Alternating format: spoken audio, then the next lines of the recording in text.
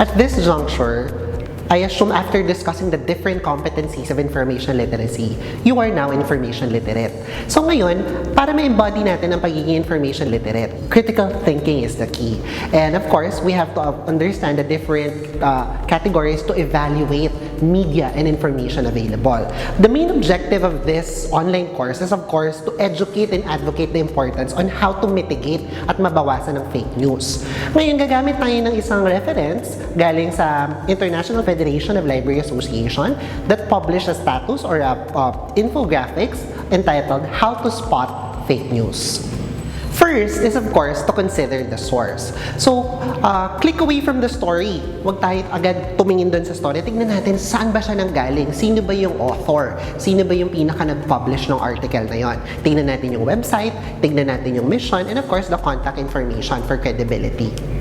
Next is of course, read beyond the titles. Of course, nabanggit natin kanina yung clickbait. Read beyond the title. Go over and make an effort to read the whole story and tingnan natin, assess natin, may bias ba? May mga stereotypes ba siya when it comes to the article?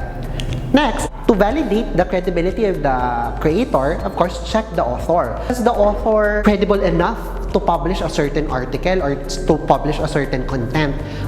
Totoong tao ba sila? O baka naman bots lang sila? Baka naman computer or artificial intelligence lang to na nag-produce, nagbo-bombard sa atin ng mga maling balita. Next is of course, are there supporting facts or pieces of evidence?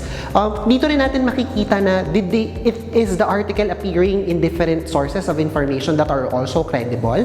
Titignan natin dito na did they actually give support to their claims? May mga evidence ba and citations? Baka naman opinion lang kasi siya. Dapat ma-differentiate natin ano ang opinion sa ano ang facts. Followed by check the date. Banggit natin to kanina.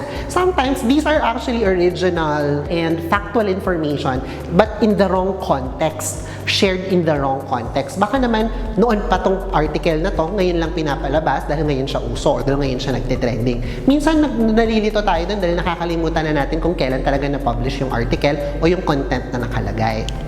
Next, tignan natin, is it a joke? Satirical ba siya by nature? Is it a joke? Baka yung mga kagaya ng example na binigay ko during our first week, yung Malacanang catering events and services. So kung titignan natin, talaga bang insider sila ng mga chismis sa loob ng Malacanang? Or is it really just a parody or a joke account? So minsan, huwag tayo masyadong maging seryoso. Baka naman satire lang siya at talagang the purpose lang is to entertain. Next, of course, check for biases. If the author or the source of information is noted to have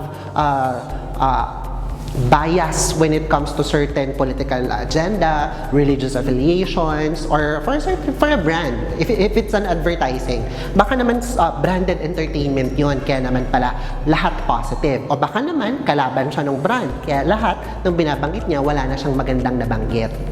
And then, of course, if you are not sure about everything, it's best to ask experts. So, dyan pumapasok ang ating mga teachers or consultants and of course, our librarians. So, in total, for this session, the International Federation of Library Association published these different sources of information for us to have a critical eye to spot fake news.